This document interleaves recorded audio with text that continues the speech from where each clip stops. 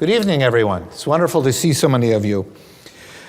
Well, to see each and every one of you, actually. But it's wonderful to see so many people in the room.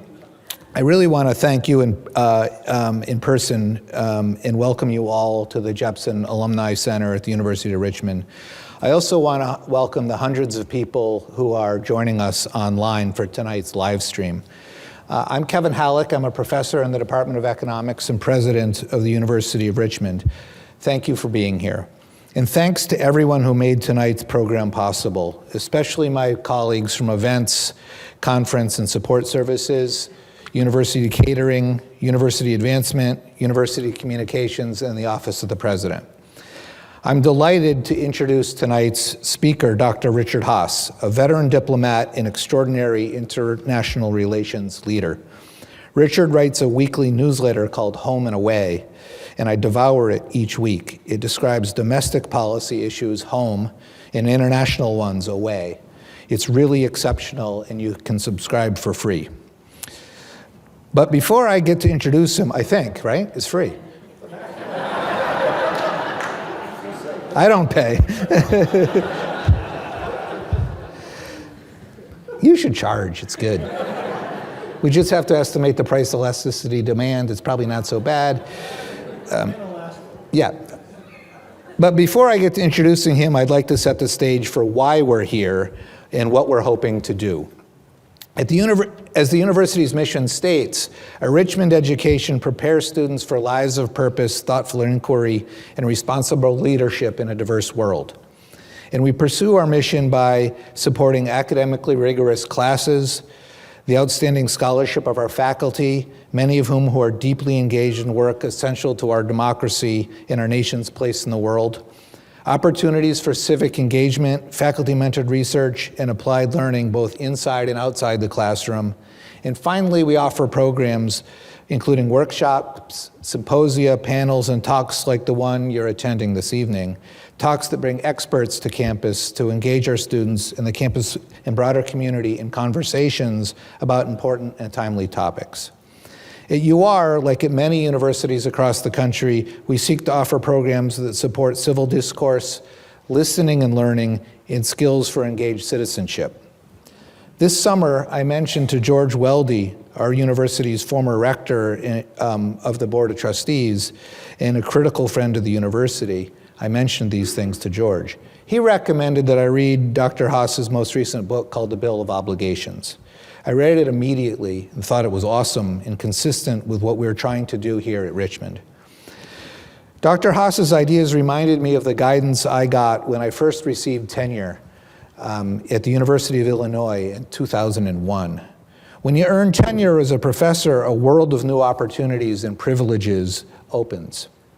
But these come with serious responsibilities in my mind. And Illinois' provost congratulated me on the achievement, but reminded me in a formal letter of the new responsibilities that I had. That was 25 years ago, and I carry those forward to today. He said tenure is a partnership between a professor and the university. And as a tenured professor, you have a responsibility not just to teach and conduct research, but to mentor, to serve on committees, and to participate meaningfully in the well-functioning of the university. Being a good professor is not a passive activity. And according to Dr. Haass, being a good citizen isn't either. And I agree completely. I encourage our students to think about roles as citizens, their roles as citizens, and what they can do to make a difference in the world, both here at UR and wherever they go. When I told George how delighted I was with Dr. Haass's book, he graciously introduced us, which brings us here tonight. I'm grateful to Dr. Haass for spending time with us and to George for helping bring him here to Richmond. I'm also grateful to my colleague, Dr. Dan Palazzolo, a professor of political science and scholar of American government. Dan helped convene a small group of engaged students, citizens helping one another, earlier today for a discussion. He also pulled together a group of students who have participated in the university's Virginia General Assembly internship program to meet with Dr. Haass. Following the talk, Dan will join Dr. Haass to continue the conversation right here. And now I'm going to say a couple of things about Dr. Haass. He's a senior counselor with Centerview Partners, an international investment banking advisory firm. He's also President Emeritus of the Council of Foreign Relations. He previously served as President of the Council for 20 years. And he served our nation in the State Department under Presidents George W. Bush and Ronald Reagan, at the White House under President George H.W. Bush, and at the Pentagon under President Jimmy Carter. He was the U.S. envoy to Cyprus negotiations and the Northern Ireland peace process. After 9/11, he was the U.S. coordinator for the future of Afghanistan. He's the author or editor of 16 books. And the book he'll be speaking about tonight, The Bill of Obligations, 10 Habits of Good Citizens, is a New York Times bestseller. He's a Rhodes Scholar. He holds a bachelor's degree from Oberlin College, as well as a master's and PhD from Oxford. He's the recipient of several honorary degrees, the State Department's Superior Honor Award, the Presidential Citizens Medal, the Tipperary International Peace Award, as well as the Order of Diplomatic Service Merit from the government of South Korea and the Order of the Rising Sun from the government of Japan. Please join me in welcoming Dr. Richard Haass.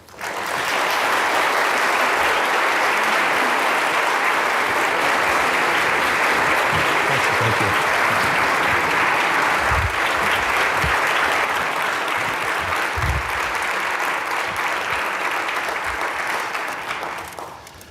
Well, thank you, Mr. President. Thank you, Kevin. That introduction was so elaborate. We can probably just go straight to Q&A and just dispense with the talk. It's great to be. What a beautiful campus. You've got an awful lot of nice people collected in one place. Those of us from New York notice these things. Trust me when I say we do not take it for granted. I haven't been run over by an electric scooter yet. It's been a good day here. So what I'm going to do is talk for a few minutes. I won't filibuster. And I think Dan and I are going to have a conversation. And I'll talk about some of the themes to be found in the book, but also it's been 2 years since it came out, and one or two things have happened in case you haven't been in a coma. So let's just sort of cut to the chase. The argument's pretty simple. It's pretty straightforward. And quite simply, it is that democracy is precious. But the word precious actually has two connotations. One is value, but the other is also vulnerability. And democracy is both, and I would say American democracy in particular. And it's up to us, the citizens. Here we are, Virginia. I'm staying at the Jefferson Hotel. Citizenship is basic to democracy. Democracy is a bottom-up political phenomenon. You know, here we are. This one is nearly 2.5 centuries old. Extraordinary duration, the world's oldest. But also, democracy is not, if you will, the natural way of things. It's demanding, as Kevin pointed out. It's not a spectator sport. And it's not necessarily permanent. Just because it was born, just because it's lasted 248.5 years, when Moses came down from the mountaintop, he didn't, the tablets didn't include, the Constitution. This is an experiment still. It's an aging experiment, 248 plus years, but still an experiment, all the same. And we all could probably list what we think is not quite right with it, and there's any number of things. People forget when this country was founded, the population was all of 3 million. That's barely, it's basically what Brooklyn is today. We're now 340 million, plus or minus. We've had 27 amendments to the Constitution, but 10 were the original Bill of Rights, which were required to gain ratification from several states. So we've only had 17 formal amendments over these 2.5 centuries. The Constitution's really the second Constitution. We had the Articles of Confederation. Constitution's really Constitution 2.0, but again, it's been here for quite some time now. Any number of ideas have been put forward to how to fix it, how to fix what's wrong, how to improve it. But virtually none of them will get adopted because of the divisions within the country. Indeed, I get a little bit, in the book I wrote, I don't talk about all the fixes to this, to the Electoral College, and this to gerrymandering, and this to this, and this to that, this amendment, because if you had the political context to do those things, we wouldn't have the problems we have. But we're simply too divided in many ways to agree on what needs to be done. And as I said, we've got our challenges. We're somewhat apathetic. We just had a pretty important election, some would say consequential. Roughly, 150, 160 million people plus or minus voted. Over 80 million citizens who could have voted chose not to. Roughly 1/3 of those who could have voted did not. We've got at times a lack of civility in the conversation that we all witness. Public debate in this country, I would argue, has grown coarser in many ways. We have elements of actual or threatened political violence against all sorts of public officials. The polarization is large and growing. The red states and counties are getting redder, and by and large, the blue states and counties are getting bluer. Indeed, the most interesting idea, Dad's a real political scientist, where is he? There. I'm not, I just play one on TV. But the most interesting idea these days I find in American political science is what's called sorting, S-O-R-T-I-N-G. And it's the idea that people are self-selecting, self-choosing where they live, what they watch, churches they go to, what have you, schools they go to, what stations they listen to, in order to find things where they find the like-minded and they feel comfortable. And as a result, we're getting redder and bluer and less purple, which is a phenomenon that's taking place, which again is problematic for any democracy. And I also think on top of that, I would add one other challenge, and we're seeing it these days in Washington, is the checks and balances. Those of you who read the Federalist, there's this other guy called Madison. He also couldn't be with us tonight. But probably because you didn't name a hotel for him here. But the checks and balances, the idea that ambition must be made to counteract ambition. It was actually a Newtonian concept drawn from the French political philosopher Montesquieu, which informed the American system. It's not working so well anymore. And what we're seeing under presidents of both parties, and we've seen it in the last year in both parties, a growing use of the pardon power and a growing use of executive orders, particularly the latter. And what this means is essentially our politics are increasingly doing end runs around the legislative process.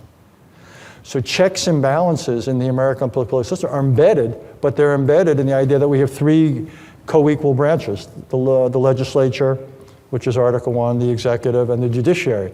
And what we now have is an imbalance of power in Washington, and the checks and balances are far fewer and far weaker than they were. So American democracy, as I said, is precious, but also in the sense of vulnerable. And as I suggested, all the fixes I can think of aren't going to happen. So you can write all the learned reports, and people have done it. There's been commissions upon commissions, and what they say is just fine. It's just not going to happen. So I decided I wouldn't contribute to that body of literature, as valuable as it is, and instead write about things that we could do, that doesn't take Washington to, or even Richmond to license it.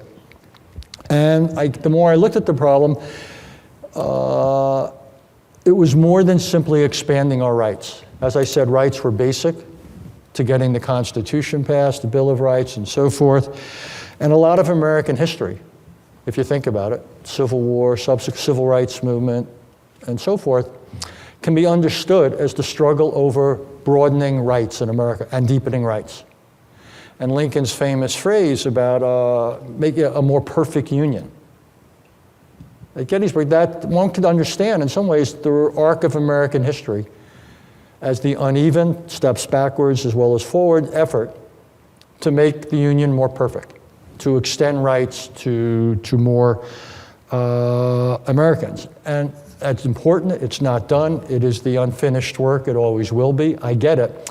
My argument is, though, if someone had a magic wand and we could somehow finish it, that still wouldn't be enough. It wouldn't be enough to preserve democracy. One reason is that rights invariably come into conflict. We see it every day. Take an issue like abortion, rights of the unborn versus the rights of a mother, a family to choose, rights about the Second Amendment, rights we saw during the pandemic, rights to wear or not wear a mask, to get vaccinated or not to get vaccinated, juxtaposed against rights of public health and public safety. So a rights-based political dialogue, as essential as it is not sufficient. And my argument is that we need to leaven it, we need to balance it with the concept of obligations. Obligations in two senses of the word, two dimensions. One is the obligations of every individual in this room to one another. What do we, if you will, horizontal obligations, what we as citizens, as members of this society owe to one another. And secondly, more vertical, obligations of any one of us, of all of us, to the country, to the government and the country. And again, my argument is not that rights aren't important. They are, they're just not sufficient. And somewhere along the way, we lost the conversation about obligations. Again, among us as well as between us and the government. What I've come up with is my own list of 10. Number 10 is obviously a good number. Quite a few of these are in our power. Again, they don't require governments to do anything. It's up to us. And we can talk about them, whatever they do. Being informed.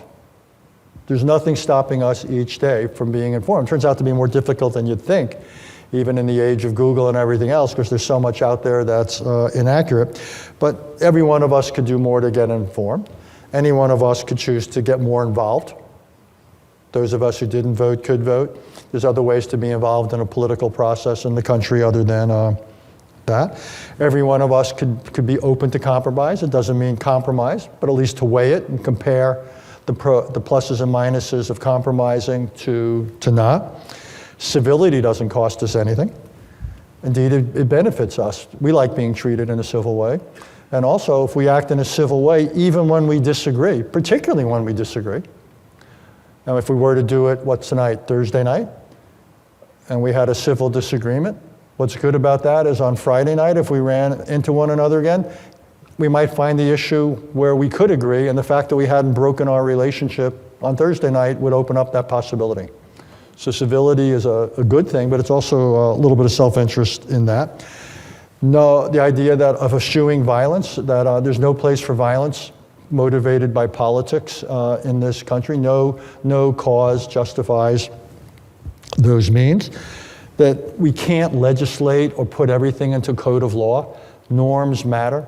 There are certain behaviors we want to see. There's certain other behaviors we want to discourage.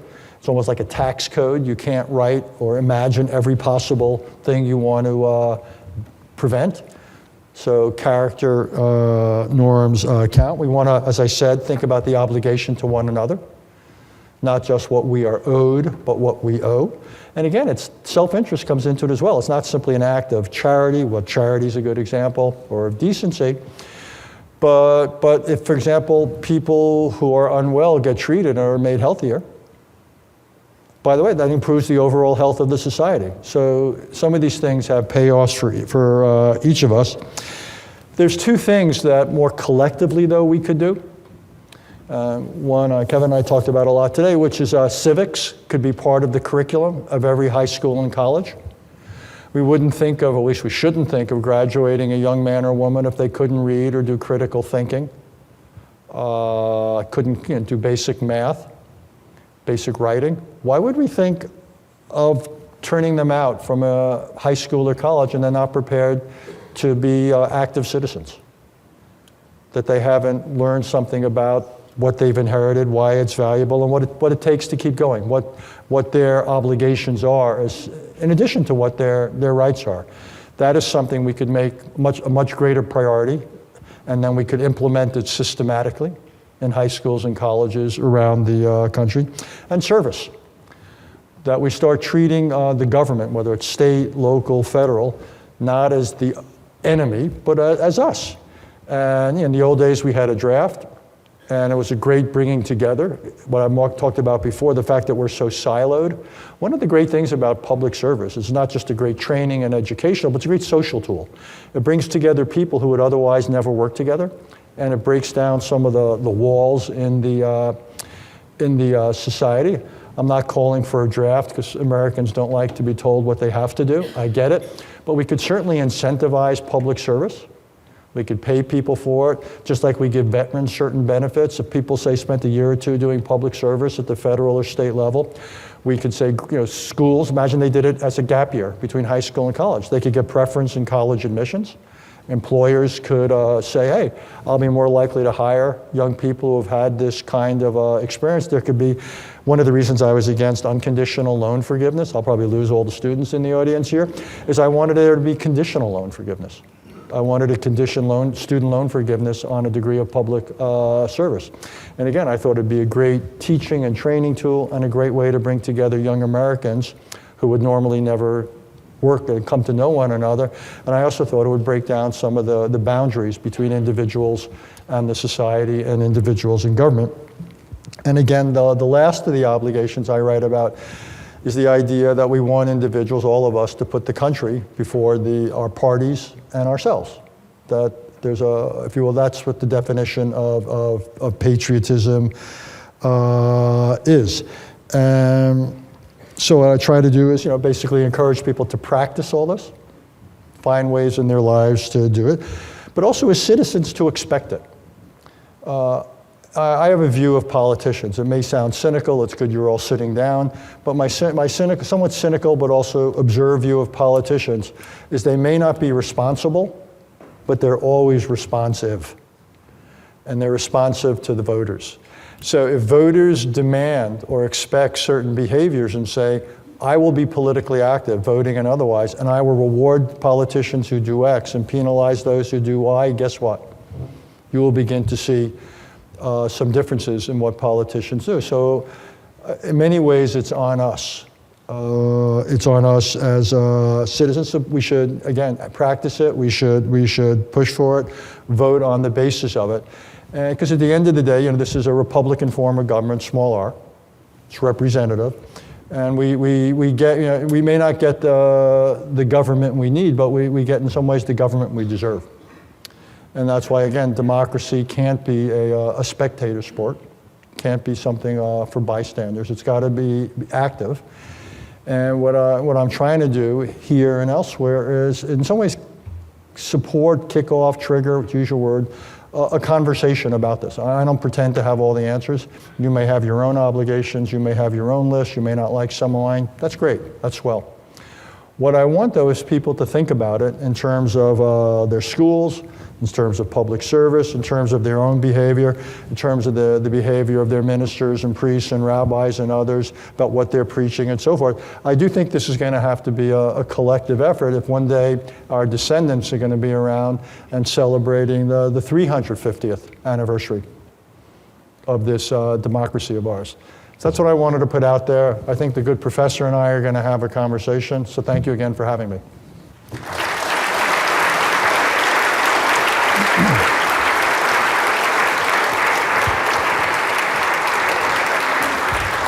And thank you, by the way, for this very cool mug. That's superior. That's superior stuff. Well, that was great. Thanks for your remarks. Thank you, sir. And thanks for visiting with our students today. I can tell you they really enjoyed. They're impressive. They're very impressive. Yeah. You're doing something's good in the water here. I know you didn't want to be a professor, but it's not a bad gig if you can. Well, yeah. I might have reconsidered it. What I love about being a professor, you get your summers off. So I could have continued to be a waterfront counselor, a water safety instructor, and been a professor. If I'd really thought it through, I might have taken a very different direction. Yeah. And even though you're not a political scientist, you really got that sorting part right. I was impressed by that. You might get an A tonight. We'll see how it goes. Is this like Harvard where everybody gets an A? So just want to put a plug in for the book. If you haven't had a chance to get it or read it yet, it's timely, it's insightful, it's accessible. It's short. It's short. Really, really important that it's short. And if you're part of a book club or something like that, it would be great to have, because as Richard just pointed out, he really wants people to have a conversation about citizenship, and so we're grateful for that. You mentioned that somewhere along the way we've kind of lost our sense of obligation, and maybe you could talk a little bit more about that. Actually, this is a question that came from one of our students. Was there a time when we had a better sense of obligation, and what happened to it? Funny you should ask that. So if you read the Federalist Papers, and remember, the Federalist Papers, when they came out, were basically blogs. They were pre-digital blogs. And what they were advocacy pieces for this proposed Constitution. To persuade people, both to educational in some ways, to explain what this proposed, again, Constitution 2.0 was. Because the first Constitution, the Articles, by the way, if you've never read the Articles of Confederation, go read them. They're short. It will stun you. It will stun you that any intelligent person thought they constituted a blueprint for a viable, functioning government. Each one of the 13 colonies, and then to be states at that point, was sovereign. Each one was sovereign. You basically had no executive. The whole thing, I mean, the country was dysfunctional, broken. And so, people realized that you needed a better blueprint, which became what we called the Constitution. It was actually the original bait and switch. So people show up in Philadelphia to amend the Articles, and after about, 20 seconds, a couple of what we now call the founders said, we just so happen to have these ideas in our pocket. You may want to look at these. Boom, and that was essentially the Constitution. But when you look at the Constitution and you look at the Federalists, you don't read about obligations. And I was actually surprised. And the more, now what I'm going to say is totally conjecture, but my hunch is they didn't think they needed to make the case. I think it was implicit that in order to win the debate over the Constitution, by the way, you had to emphasize rights. People were so strong about creating so worried about creating a strong central government, a strong executive. People needed reassurance. Hence the Bill of Rights and so forth. Obligations, I think, were implicit and were just spread around. And I think for a lot of American history, that was true. If something has happened, and with World War II, the draft was not a controversial thing. And I think it's more of a modern concept where obligations have become, the need to make the case for them has become more explicit.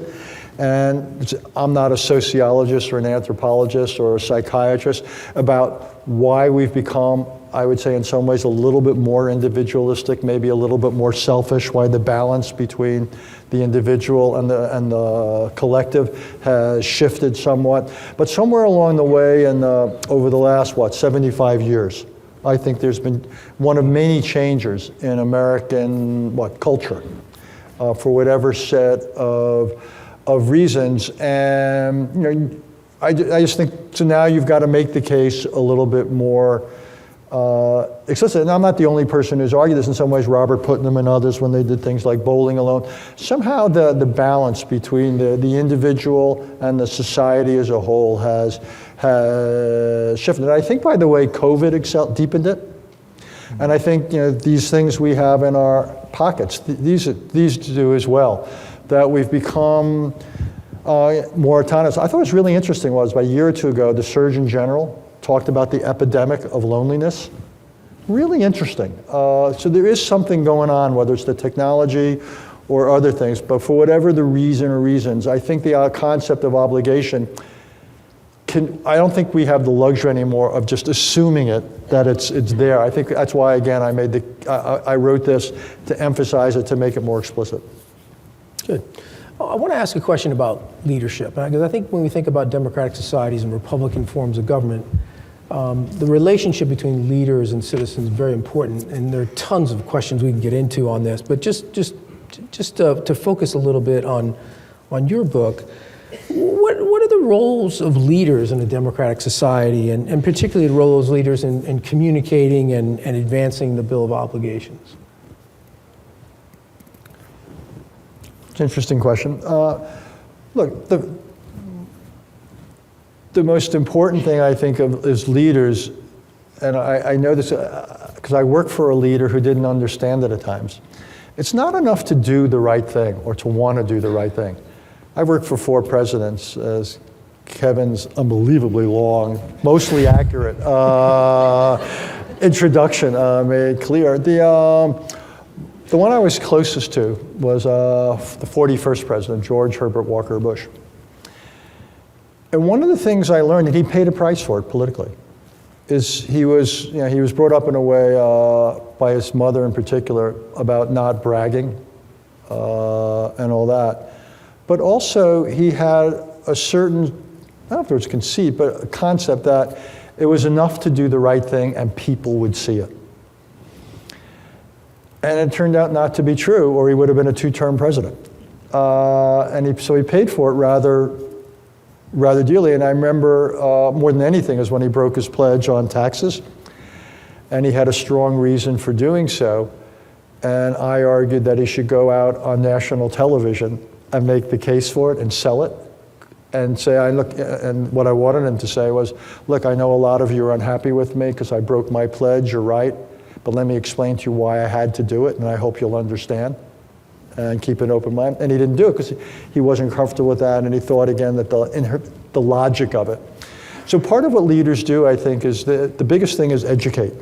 And by the way, I've often argued that the Oval Office is the greatest potential classroom in the country. And what's interesting to me is how few presidents use it that way. Mm-hmm. I think in many ways, Ronald Reagan was the last president who totally internalized that. One of the things I did, by the way, when I wrote this book, because I'm not as you've already figured out, I'm not an expert on a lot of this. I know something about foreign policy. I'm not an expert on this. So one of the things, I read all the inaugural addresses. I read all the farewell addresses. And a lot of other things. So it was an unbelievable education, which I had never got. And some of, if you haven't read it, read Reagan's farewell address sometime. It's a really, really interesting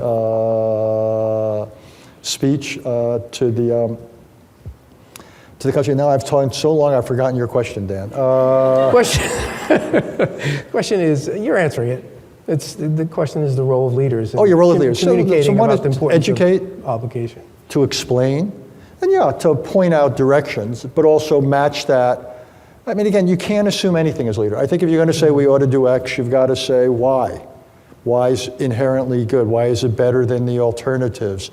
What is it likely to entail? You don't want to assume anything. You don't want there to be big surprises. You've got to make the case for things. Yeah. And it's not always easy. It can be frustrating at times. And you've often got to repeat yourself. But I do think education is a very good thing to have in your mind when you think about leading and motivating, or at least building support for things. Building on that a little bit. Can I say one other thing? Sure. The other thing is we often separate leading and managing, and the two have to be put together. I used to say there's no such thing as a good idea if you can't make it happen. It's not enough just to have plans. You've got to, when I taught at the Kennedy School, and by the way, I didn't give all my students A's, we used to teach that 90% of life was implementation. And it's often hard for smart people to internalize that because they spend almost all their time on the 10%.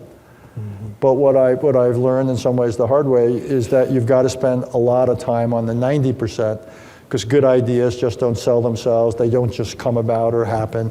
You've got to really think very hard about building political support and making the implementation make it occur. Yeah. It's kind of related. As I read the book, I thought back to the recent funeral service of Jimmy Carter. And all the 4 living presidents, former presidents, were there. I don't think Carter's going to go down in history as a great president, but he seemed like a heck of a citizen. And I wondered if maybe he embodied this life of obligation more so than the others. And what were your thoughts that day? I'm just curious. Well, I worked for him. in the late 70s. Didn't know him well then, I was too junior. I got to know him later. Our work on the Middle East and other things brought us together. He wasn't easy. There was an ascetic quality to him, almost a slight, at times he could be quite severe. And I don't mean that as a criticism, just as an option. He wasn't big on the small talk. He was an engineer. And it was, in some ways, the more I got to know him, the odder it was that he chose this life in politics. Mm-hmm. And I actually think in some ways he only got elected because of that particular moment, the post-Vietnam, post-Watergate moment. People wanted someone who was an outsider, he had a great moral authority, almost a preacher's moral authority. So I think it was a special moment.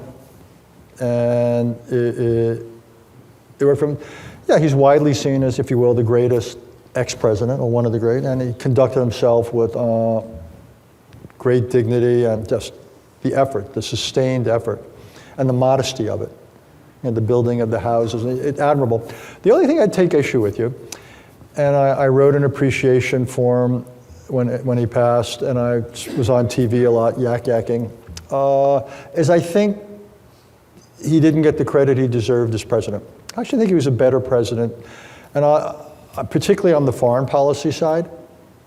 The peace treaty between Israel and Egypt, quite extraordinary. The normalization of relations with the People's Republic of China, the arms control agreements with the Soviet Union, the peaceful, it's controversial, we can talk about it if you want, but the peaceful transition, turnover of the Panama Canal, the human rights work around the world. I'm probably leaving some things out. You're not bad. He got criticized for the inflation. Anytime inflation gets up to 16, 17%, you're probably not going to get reelected. He allowed himself, I think, to get too captured by the Iran hostage. But by the way, if the hostages had come home a week sooner, he might well have been reelected. Or if, I was involved at the Pentagon at the time, if one more helicopter hadn't broken down at Desert Run, for all I know, there would have been a successful rescue. I'm just saying so, but I think people were a little bit too harsh on his, almost damning with faint praise by saying he was a great ex-president. And again, I'm well aware of his flaws as president, but I think he deserves, I think history will be kinder to him than some of the immediate reaction. Good insights. So one of the things we've been talking about in higher education today, a lot actually, is this idea of dialogue across difference. And this is the idea that people who have different viewpoints should really talk with one another. We are. Like we are, yeah. Even though there's, Okay, so, and you talk about this in the chapter on remaining civil. And maybe you could talk a little bit, why is it so important in a democratic society for people with opposing viewpoints to be in conversation with each other?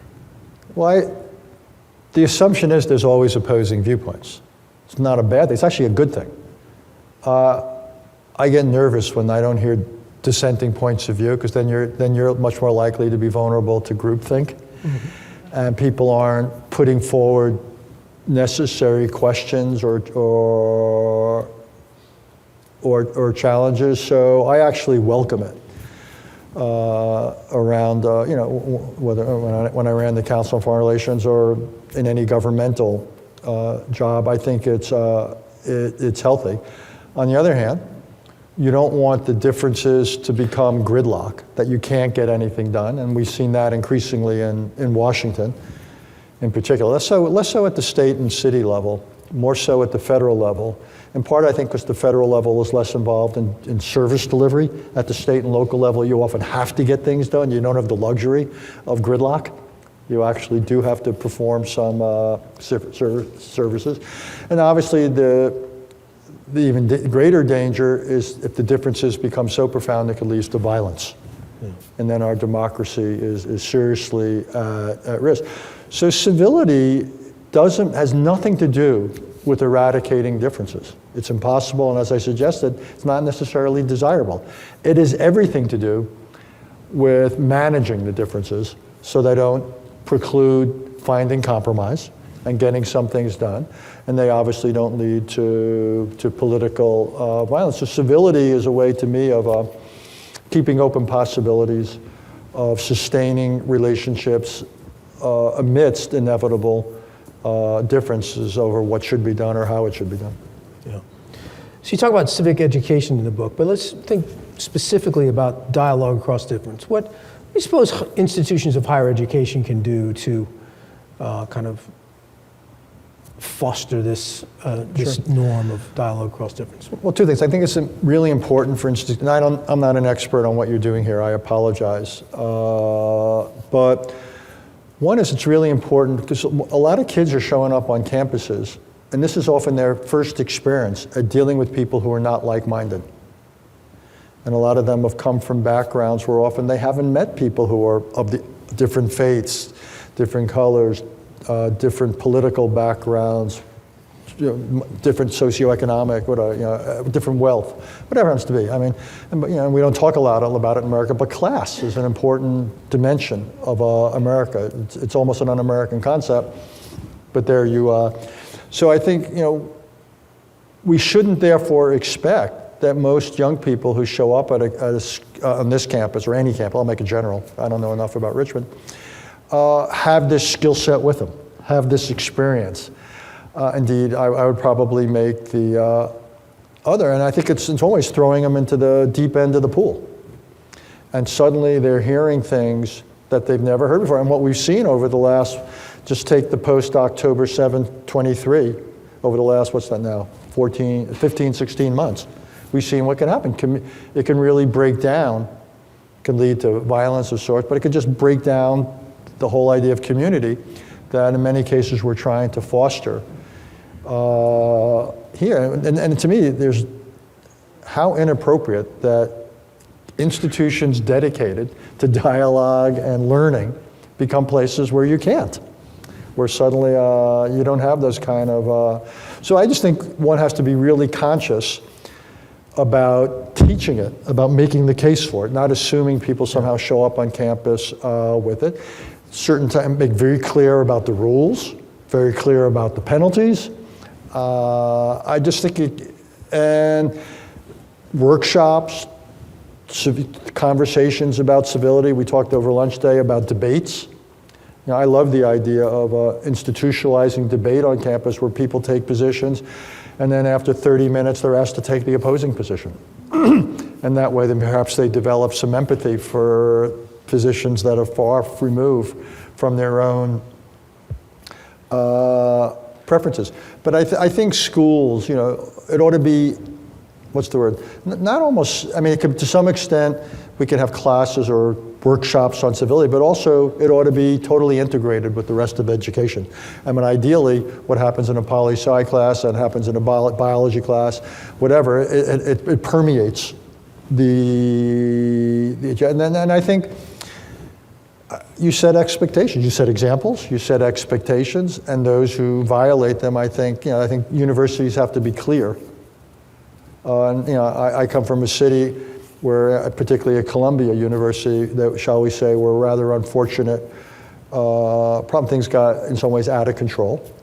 And I think it was avoidable, and I see it wasn't, there were enough examples of places where things didn't get out of control that I think there's some do's and don'ts to be derived there.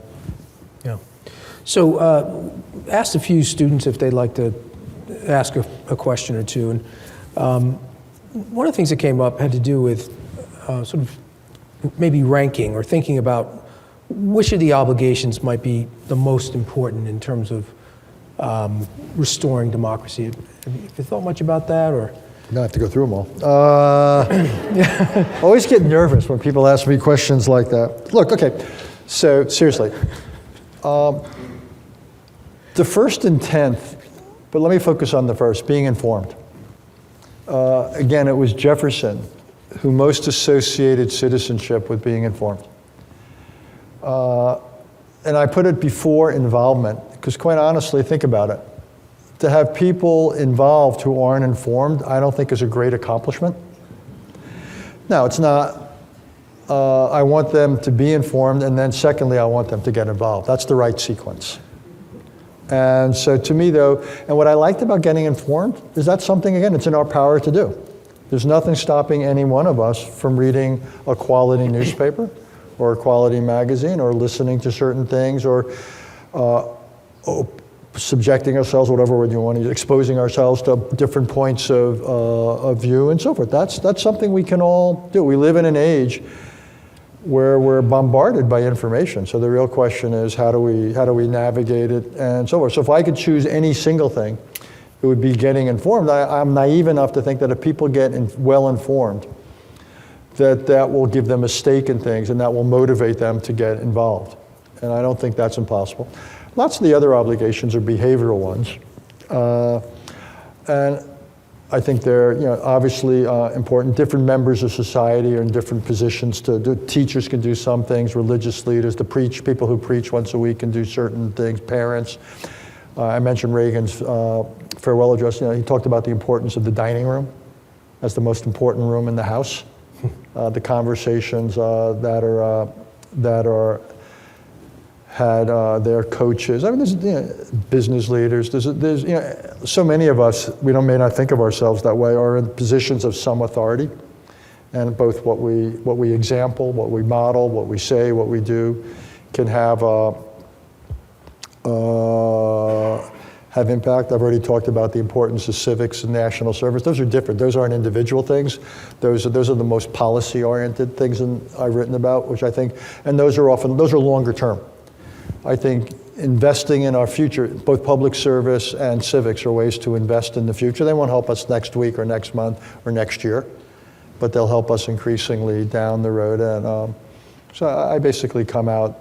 I think if we do all those things, then you end up with people living the 10th obligation of putting the country first. But in order to get to the 10th, you need to get the other 9th. But I'd begin with getting informed. Great. So kind of nearing the end here. Do you have any final thoughts you want to share? I've already told you about the mug. Yeah, I know you like the mug. Do I have any final thoughts? Well, the only thing I'd add to it all is I feel some urgency about this. I feel real urgency. More, and I felt enough urgency to write a book.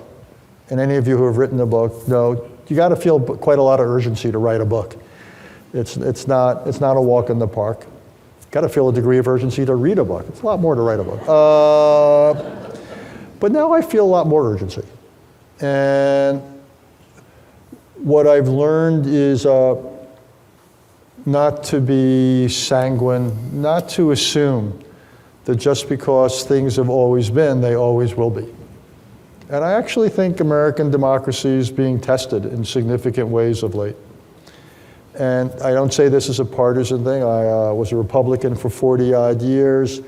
I'm now, for about 3-4 years, no party affiliation. I've worked for people in both parties, and I vote on the basis of policies and candidates, not parties. I'm many things. I ran a nonpartisan institution for 20 years. So I'm many things. I'm not particularly partisan, but I'm worried about the use of executive authority in many ways. I'm worried about a lot of the, when you go through the obligations, it's gotten actually harder to get well informed despite the glut of information. I mentioned before that 1/3 of people who could vote don't. Very few people do public service. Most people who graduate from high schools and colleges have never read the Constitution, much less the Federalist Papers. Couldn't describe to you, if their life depended on it, the structure of government and how it operates. I worry that too many people are thinking about that the ends justify the means, and political violence on occasion can be justified, and so forth and so on. So what I take from this is a sense of urgency. It's the opposite of feeling that nothing can be done, just the opposite. I don't feel that, history, very little's baked into the cake. And I've been in enough meetings in the Oval Office and other places where you get a sense that history could go in lots of different ways. Very little's inevitable. What individuals do at critical times, what they say and do is what ultimately makes history. And that's in some ways how I feel about American democracy now. That there's nothing that's baked into the cake, and I couldn't tell you if my life depended upon it, where we're going to be in 10 years. Just couldn't tell you. I have no idea whether we're better, worse, roughly the same. But I do have a sense that it's up for grabs. And the possibility of it of deteriorating significantly is there. And that's not something I would have said 25 years ago. I think what's different now is the imaginable range of outcomes is much greater, and some of them are pretty worrisome. So yeah, if I could impart one thing, it's a sense of urgency, that a lot is at stake, and it's actually a perfect question, because it swings back, it circles back 100% to where I began. Mm-hmm. I actually believe that American democracy is precious. We've accomplished unbelievable things. We've addressed some of our flaws. This society is far different, and I think in many ways, not always, better than it was. We've accomplished great things in the world. Last I checked, we were decisive in World War II. The Cold War stayed cold, and it ended peacefully on terms after 4 decades that were totally consistent with Western interests and values. Not bad. Didn't just have to happen. People are wealthier, they're living longer, more people are democratic than in any time in history. So I look around and I go, this has been a pretty impressive run. And when historians write about it, they'll go, pretty good, not perfect. Mistakes were made, as they say, but not bad. But again, just because it has been good, just because if people don't appreciate it, they don't recognize it, and they're prepared to toss it overboard, then we're vulnerable. So my takeaway is, as inherently, I think, good, but not perfect democracy is, and as good as the record has been, I actually feel I think where we are is at a vulnerable moment in history, and things could go in lots of different directions, some of which I would not, shall we say, celebrate. So that's my sense. There ought to be a sense, and the unease and the worry should not immobilize, just the opposite. It should galvanize. Well, thank you so much for that. I'm sure I'm not the only person here that really appreciates your message tonight and the time we've had together. So let's show our appreciation. Thank you. Thank you. That's great. Thank you.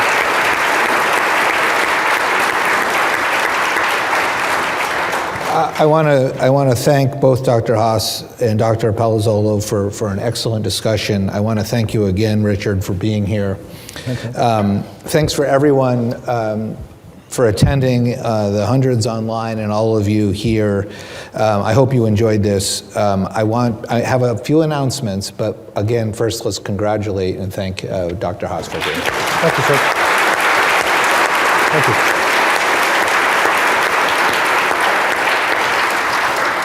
First, I want to say that I think the book, The Bill of Obligations, is excellent.